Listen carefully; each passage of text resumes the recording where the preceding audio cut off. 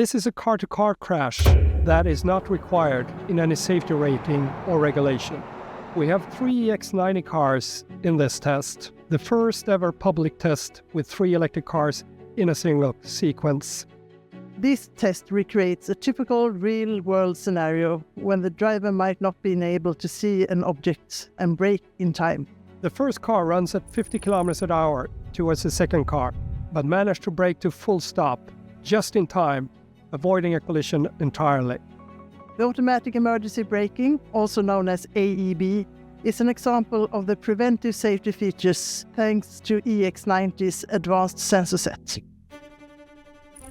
Then the third car came towards the second car on the side at 55 kilometers per hour.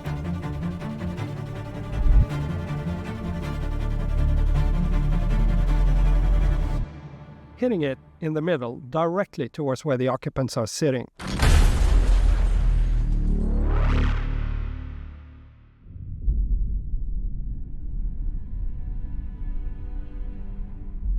The car engaged its strong safety cage, and that helped transfer the loads while managed to deform and absorb the energy from this violent crash.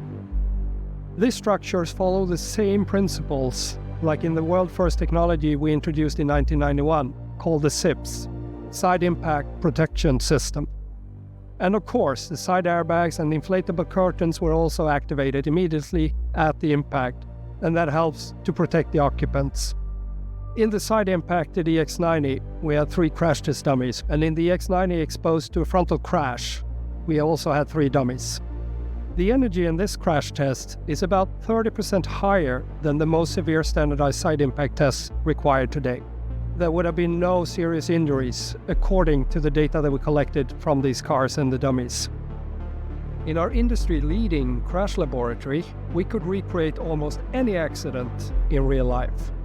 The test today is a great example on how we can cover a wider range of scenarios than what is required to achieve 5 stars in any rating.